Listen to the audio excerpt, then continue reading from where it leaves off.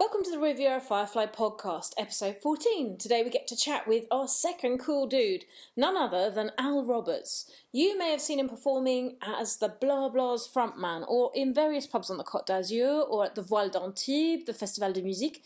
This pod is all about his journey, and it's also about a brilliant event that's coming up in May that he wants to tell us about. Al rolled into our little makeshift studio a little after midday, shades and all, and didn't even blink at the fact we were going to be surrounded by bright pink, fancy dress kids' outfits. If you've seen him perform, you know he just oozes rock and roll, and he just rolls with it. So for that hour that we spent together, you do start to feel like a bit of cool rubs off on you. It didn't last after he left. I guess, as they say, c'est la vie. Let's roll. Having successfully launched 3 businesses, bilingual mum to 2 and entrepreneur Antonia Brown has connected with thousands of people, both French and international, since moving to the French Riviera. These connections allow her to speak with successful local businesses and inspirational people about life here on the Côte d'Azur and share it with you. Welcome to the Riviera Firefly podcast with your host, entrepreneur, and my mum, Antonia Brown.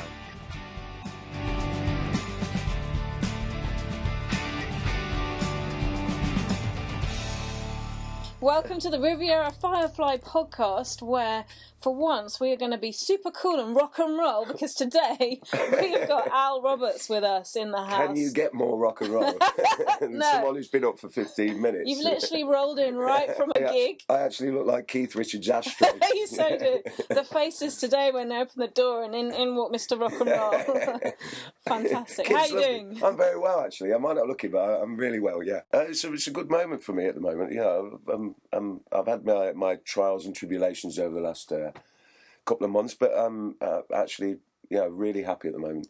And I've been following you on Facebook since you got your new phone. Oh yes, it was a present for my birthday. All my mates chipped in and bought me a phone. So now I've been dragged into the 21st century. And you've discovered the Facebook Live button. Facebook Live, which we're on now, actually, as we speak. Hi there, guys. This is it's pretty cool. It's pretty cool. For those that maybe don't know you so well or have only recently got to know you, what brought you to the Côte d'Azur? How come you're here? Well, we came for the World Cup in 1998 as a band, and we were 4 English guys, and our drummer, Al the drummer, he suggested, he saw me singing in a bar with some friends of mine, and he actually knew me as a drummer myself. I was a professional drummer in England for 20 years, and so he didn't know I sang, even though we were childhood friends and we grew up on the same streets in Leicester. And he just saw me in a bar one day and said, "What? Wow, you can sing. We're looking for a singer. We're going to the south of France for 6 weeks in the middle of June." Well, I was working at the time for Vauxhall Cars, doing this big tour with them, going around driving cars on racetracks. It was a fantastic job. And it was really well paid. Oh. And then he said, "Come to the south of France for 6 weeks." So I said, "Okay, I'll give this job up and go there for 6 weeks." And I haven't been back since. So we just loved it. When we arrived, we came for the World Cup in '98 and thought, we just haven't gone back. And it's been a fantastic 19 years. 19 years? Oh, yeah. It'll be 20 years next year, yeah. Oh, we're going to have a big gig for next year. We will have a hell of a party, yeah. And how did you get into music originally then? I've always been musical. I do remember as a kid, my dad was a singer and stand-up bass player, and my mum was a singer as well. My grandfather was in music hall, great-grandfather, sorry. And it's just, music's always been there. And even though I didn't take it up playing-wise until I was really late on, 14 or 15, it's always been there, and I've always been it's in your blood. When you're a musician or whatever, you just know. And do you read music, or are you more intuitive with it? Absolutely not. It's I've got more chance of reading Chinese, I think, than music. It's all foreign to me. I did actually try one time. I was as an assistant in a school in Leicester before I came here, and basically my job was to deal with all the real thugs in the class who the music teacher didn't want to deal with. And sort of record jungle music with them. I mean that in a derogatory way. I mean actual jungle, which was popular at the time. Yeah, it was. And so I thought, while I'm here, I might as well learn how to read music. But so much respect for people who can sight read. I mean, it's almost like, you're channeling, spirits from another world. Yeah, it's fantastic, but it's not for me. Yeah. So tell me now, so the Blahs right now, you seem to be doing lots of gigs right now. Blah Blah as a band, we're doing a fair amount of gigs because basically over the last, and this may sound strange, we've been here 19 years, but this is the first year that we've been able to sort of legally stand on our 2 feet and not look over our shoulder every 5 minutes and say, because you've set up how? What have you set up as? There's a fantastic scheme run by the French government, which is a sort of basically you need to do 43 gigs a year declared, or in a 10-month period, and no, it is 12 months now. It's changed again. If you can declare 43 gigs in 12 months legally and pay your tax on them, and you become an official musician. Was that me? I think people, look, there's people saying they're watching. Hi, Emmanuel. Hi, Michael. Oh, hi, thanks for tuning in. If you can do that, if you can declare these gigs, then you get the... Oh, someone else beeping. I think it's you, it's not me. I've never beeped like Mark. that before. This is what my husband Mark does. Whenever I'm busy, he's then always... Hi, Mark. Yeah. Bog off. We're busy. Exactly. So it's actually called... You work with a society called the Gaude, which is the Guichet Unique Spectacle. And so we do a gig, for instance, we do a gig in Nolan's in Cannes or in Nice, and we declare our earnings, we pay the tax on our earnings, and we get half the money. But then after you've declared 43 gigs, I don't know why they picked the figure of 43, but once you've declared 43 gigs, you then have the statute of a professional musician, and they pay you a prime on the days that you don't work. It's taken 19 years for the pubs and the clubs that we play in to actually be hassled enough that they will now take that system seriously, because before we don't care about doing the paperwork, and we don't want to mess around doing that. We'll just give you the cash, and it costs them as well, you see, because they've got to pay social. But now with the way, when we arrived here in '98, it was almost like being in the '70s in England. You could ride on the roof of your car and go through red lights and drink drive and all this crazy things that you sort of got away with back then. And now it's become like maybe England was in the '90s. I've always thought that France is like between 10 and 15 years behind us, both politically, sociologically, everything. It seems to be how it was. Do you remember how we used to be in England? You'd look to America like the big thing and go, oh, it's amazing, it's so ahead of the game and stuff. I kind of feel like that when I go back to England now. I'm like, look at the choice of the shops. It's kind of, And we're well behind. It's nice though, the pace is nice, on a Sunday I like that you chill out. And... I mean, for example, speed cameras, England put them into operation and got loads of money out of it, but then realised that they're not making that much money because they've got to maintain them and keep them going. And now it's dropping off. There's less. Here, they're still at the point where it's, let's get more and more and more. Yeah, unfortunately. And they'll realise, but not to say that the French are retarded in any way. No. No. We like the pace of life here. That's why we live here. Exactly. Tell me then, best gig out of all the gigs that you've played and can remember. Oh God! Go on, give me a top one. Well, the obvious one has to be supporting Simple Minds on the stage of the jazz festival in Johannesburg. I'm just going to touch you. Yeah, I love this 7 degrees of separation thing. It was just an awesome night. I've got to say, it was great to play to 3,000 people. Most of them, I've got to say, who were there to see us. Wow. Yeah, and. It was just a magical night, but that wasn't the best feeling I've ever had on a stage, I've got to say, was when it must be about 8, 9, 10 years ago even, I'm not sure, we played on the roof of the Gaff. Now, a roof gig, there's the classic, the Beatles on the roof at Abbey Lane. And like U2 do up in New York. U2 did it on a roof in and we actually got to do a roof gig on Fête de la Musique on top of our beloved Gaff. all those years ago, and it was just something else. There's something about being on a roof and playing there. You can't get higher up. But it was just magical. There's been some others as well. We do 2 gigs a year, which are always memorable. And last year's gig at the Voiles d'Antibes. I want to go this. Are you going this year? Yes, we're playing Fantastic. again on the 2nd of June, Friday the 2nd of June. Because I know Lizzy Parks is Big Blaze Lizzy choir, Parks, and she came up. Mark, my husband Mark, was there. Yeah. Fantastic. I was babysitting or doing Oh something dear! like that. Well, But make this year, no. make sure you're there this year, because it was something magical. And it all last year, like you say, we had Lizzy and the choir.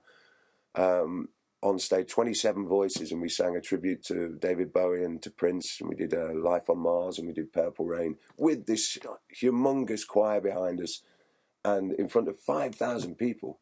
So no, yeah. It's amazing. It's a free concert. You don't have to pay to get in. It's just a phenomenal thing to stand on stage and see that.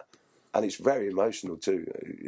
I often fill up on stage. But what's the other one? You said there's another one. So there was that one. Fête de la Musique. Okay, which is the greatest day in France as far as I'm concerned. Isn't it amazing that they have that? I mean, those are the things that we love being here. Is that kind of I mean, it's been established since the 1970s. It's not caught on elsewhere, and I don't see why. It's caught on in Italy now. They do it. They practice it in Italy, but it should be a worldwide thing. It's just it's a day where anyone, no matter whether they're professional musician or amateur, has the right to go out onto the streets and play, and nobody can tell them to. And it's one day, okay, it's till midnight, which is a bit of the bars use it as an excuse to make money. Obviously, it wasn't meant to be like that. It wasn't meant to be bars' biggest payday. It was meant to be a day of music. Because it's the 21st of June, it should finish at midnight. And it shouldn't go through to and there's been a lot of problem and there's been a lot of political discussion about, because with anywhere where there's vast crowds of people, and especially now after July the 14th last year, it's going to be a really tough Fête de la Musique this year, I think. Yeah, I think that lots of the fêtes are being reduced down in size and controlled. Yeah. But we'll see. It is a great day, and like I said, that last one that we played a set without a pause, without a stop, for 3 hours and 37 minutes. It was our longest ever gig. And I remember buying Led Zeppelin bootlegs, which were like 3.5 hours, and you get like a 6-disc thing. We've done one of those at last. It's another chick in the. What does Al listen to when he's not training for a gig, and what do you listen to at home? I've got to say, what's on your iPod? I don't have an iPod. I don't have a CD player. So it's old style vinyl, right? I'm a vinyl junkie. Yeah. I have a cassette player as well. Don't laugh, please. And I've got my old cassettes of my own stuff and demos and that, and I still do listen to that. So Al listens to Al? I listen to Al from the old days, but mostly I listen to my vinyl collection. Because you were down sort of somewhere the other day, weren't you? Yeah, I saw you bought. Where were you? Oh man, there was a vinyl fair. There was Salle in Antibes, which is it's done an association called Pop Association. They do these debarasse vinyl every 6 months or whatever, and it's just a fantastic occasion to go out there and for me to replenish my record collection. But because it is sad, isn't it? I know that I obviously had loads of vinyl, and then you kind of got rid of it. Well, no, because my parents moved house, and my big 12-inch of Prince, Purple Rain. He was my idol growing up. All that's gone. But that's funny because I had everything that he ever did. I loved it. And when I saw you at Colgan's Brewery, you did their party this year. Yeah, that's last year, 2016. And when you did Purple Rain, I was still really sad at that point, and it just too. I welled up, and I had the hairs on my back. It was beautiful. Phenomenal. We sang it last night at the Latinos just acoustic, and it was the same. Every time I sing that song, it's just It's one of those ones. We've lost too many bigs recently, haven't we? Iconic people. I just think it's because we're getting to that age. I don't think we've lost any more any other year or whatever. It's just that they mean more to us, and I mean, let's face it. You get old, you fade away, or you go out in a Well, at least you've got all your demo tapes to be remembered by in years exactly. to come. Someone People can will never forget Al Roberts. Awful album of all my songs that never got recorded. But to be honest, if my favourite music, if that's the question, is, and I constantly surprise people when I say it, is the late string quartets of Beethoven. Which I knew you would say something classical. Isn't that bizarre when I asked the question? Yeah. I can imagine you in your place with the windows thrown open on a Sunday playing something à fond. I'm a total Beethoven nut. I have been, I've even gone deaf like him, in tribute. And, I've always been fascinated with the man, and his music just does everything to me. And scholars will say that the greatest music ever composed is the late string quartets of Beethoven, especially the Grosse Fugue, which is just an amazing piece of music. It was one movement of one of the string quartets, which was the Allgemeine Zeitung at the time said it was as incomprehensible as Chinese. We were talking about that earlier. Yeah. And the musicians couldn't get into it. It was too hard, too fast, and there was too many notes, as Salieri would say. So he actually did something commercial and said, "Okay, leave it then, and I'll replace it with a." And he replaced that movement with a very humorous piece, which was almost a sort of piss take. And because he knew that what he'd written was probably the greatest piece of music ever written, and that it wouldn't be forgotten, and that in the end it would. And now when quartets play that string quartet, I think it's Opus 130. When they play that, they always use the original. Nobody uses the old one. Sometimes they'll use both. But he knew that it would be resurrected. He knew that it was more, that there was something about it, that it was the greatest piece. And it is. Scholars will agree with me. But to me, I just love string quartet music especially. And I just get lost completely. And I bet there's not many people that would have known that that's your guilty passion. Not many people know that. Yeah. So listen, I know that you're an emissary. How would you pronounce it? I am the English emissary to a fantastic rock festival called Max de Bruit. So, I can't say maximum of noise. Max de Bruit. Bruit. Voilà.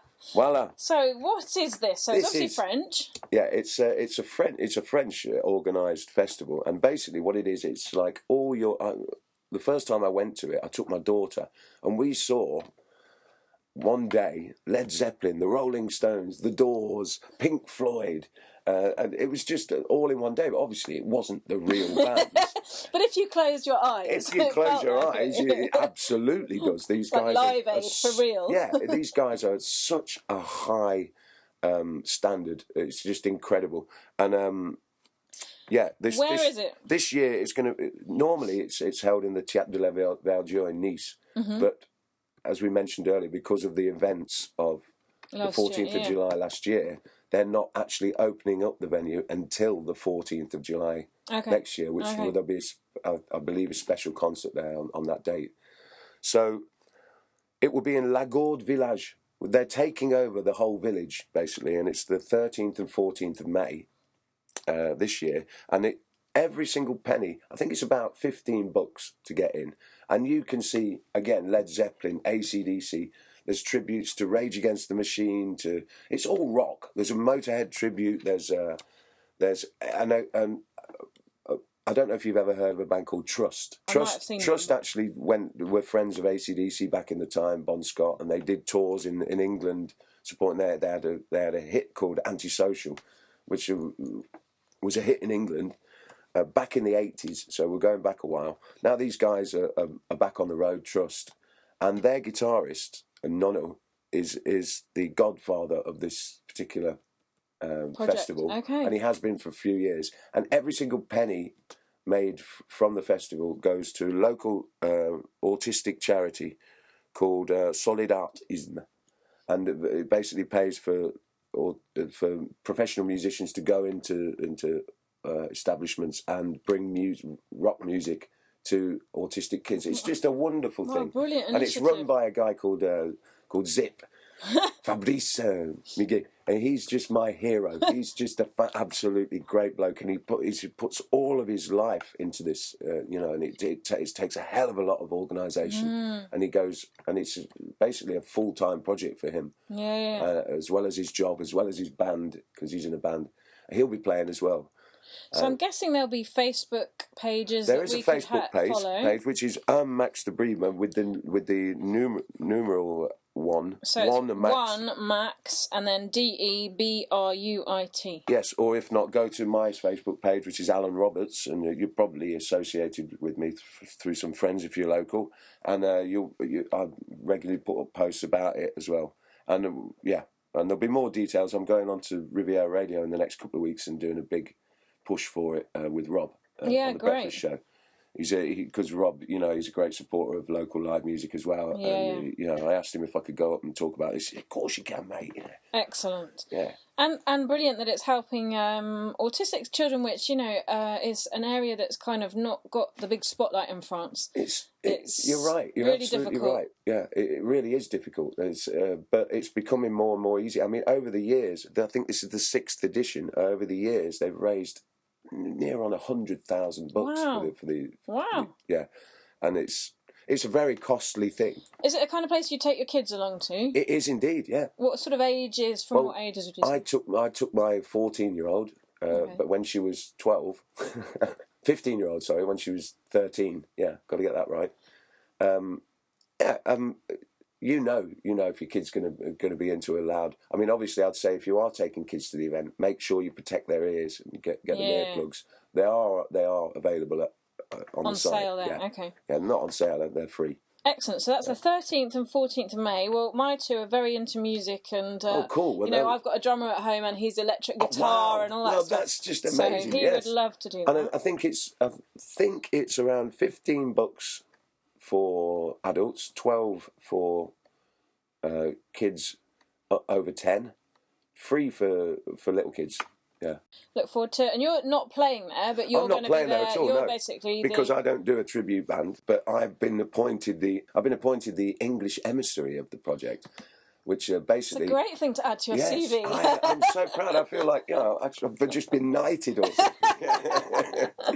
But it's my job basically to bring awareness to the expats community, and to try and get some of them down there to see this wonder, because it is a French organisation, and it has been traditionally. And every year I've been, there's not many of the expat community down here who've been there. So my job is to bring it to them and get them all down and so we can try and raise a record amount of money this year. Excellent. I've got a Facebook group, Côte d'Azur Living. Oh, wow. You need to publish it in there as well as an event. What I need? I need someone like you telling me what I should be doing. Because there's about 6,000 members, just under 6,000 members in that now. Côte d'Azur Living. Yeah, I'll send you the link. Send me the link. Yeah. Fantastic. That sounds like a great idea. Thank you so much. Where does Al hang out when he's not being musical? Where do you go to chill? What's a good place you'd recommend to people to go and see on the Côte d'Azur? Well, to be honest, I'm the last person you should ask, because I'm out so much for the rock and roll, I stay. I'm a homeboy, on my days off. Obviously, there are places. Yeah, exactly. Cross-legged and yeah. But where can we see you next then? Where are you going to be playing next? Well, we do a regular every Thursday night as BlahKoustic. We do Latinos. We play Antibes? In Antibes, yeah. We do 4 gigs a month for our friends at Nolan's. So that's Nolan's in Cannes, which is a great place. It's an Irish pub, but it's really Irish. It's Irish guys behind the bar, Irish lasses serving wenches, let's say. And the owner's an Irishman called Nolan. It's a fantastic concept. It's great food. It's great beer. And it's a really authentic. I know it's sort of like almost xenophobic to have our little corner of a foreign field, but it's not like that. It's a great vibe, and the French people is packed with French. They absolutely love it. They love it. I know a Frenchman who saw you at Rachel's not that long ago, and he was blown away by you. Yeah. And he can't wait. He was like, find out where they're going to be playing next. He just loved it. So we do four gigs. All my dates are on the phone, so I can't actually look at them now. But we do 4 gigs a month. with them, 3 in Nice and 1 in Cannes. And it's always the last 2 Saturdays of the month. We're either in Nice or Cannes. And the last Tuesday and Wednesday, we're BlahKoustic in Nice, in the Old Town, every month of the year. And obviously, if people can't get there and watch you, you're Facebooking live. I am Facebooking live. I found that for the acoustic stuff, it works. Because there's not a lot, but I've got to find a system where, because every time I've tried it with the band, as soon as he hits the drum, it goes, and it's unlistenable. So, yeah. Well, but don't just listen, watch live, come down, see it in the flesh. Absolutely. Surely that's better. What I will do for the Firefly podcast is I'll put some of those dates and the venues in the show notes. I could send you a full list of dates that we've got for the next few months, And obviously the Max de Bruit being the big thing in May. I'd like the link so that we can easily send it out to people and how they can buy tickets. Yeah, that's fantastic. You can buy tickets online. There's I think it's called Le Cri de la Marmotte. Okay. It's they're basically ticket sellers and promoters, and you can get tickets through them. But you can also you can get tickets from Carrefour, from most of the big shops are selling them. So yeah, but I'll give you all the links for that. It's really important. And it sounds like an excellent family kind of day that you can take. Because I found that at Colgan's when I was there. It was just me and Mark there, but Louis would have loved it. It was absolutely. such a great gig, and it felt so safe. Yeah, he would have been blown away. So that was sort of I worked with Andy Colgan on those parties to make it a family affair. It was a special night. And there were certain things that we weren't allowed to do, which would have been better. But it's the whole thing is with the festival as well. It's not just a nighttime gig. It starts in the afternoon, and we take advantage of this glorious weather that we have here. Hopefully, cross for that weekend. Yeah. And it's very much a family vibe. Yeah. Well, Al Roberts, thank you ever so much for popping in from the Rock and Roll Day to tell us everything that's going on in the Blah Blahs and also for the Max de Bruit concert. Thank you very much for having me. It's been a real pleasure. We'll keep following you on Facebook. Thank you. Yes. Well, I don't know about you, but I've already put some of those dates into my calendar. Maybe see you there at Un Max de Bruit in May, and the Voiles d'Antibes as well is in June. Thanks, Al. That was a pleasure to have you with us. Thanks too to kiduland.com, who are the sponsors of the podcast and pay all the bills so that I can bring you this kind of information for free. Please do like and share so that Al can get the maximum of coverage for these events. You can like on iTunes, you can do a review on iTunes, that would be absolutely fantastic. We've had 1,000 downloads in the first couple of episodes, so I would love to hear from you if you would like to come and chat with me on the Riviera Firefly podcast. I'm happy to have a little chat with you on the phone beforehand and let you know how it works. It's really quite easy. It's laid back, friendly. It's a great way for us to get to know your businesses, your associations, what you're doing here on the Côte d'Azur, and share it with the wider audience. Join our Firefly business community. It's a cocoon for local entrepreneurs on Facebook, so facebook.com, and search on Firefly Cocoon. This is the place where we're going to share ideas, generate growth, and network together to become stronger businesses here on the Côte d'Azur. Thanks for listening. This episode was brought to you by Riviera Firefly for Côte d'Azur Living by your host and my mum, Antonia. Please subscribe, like and share. Until the next time, au revoir les Fireflies.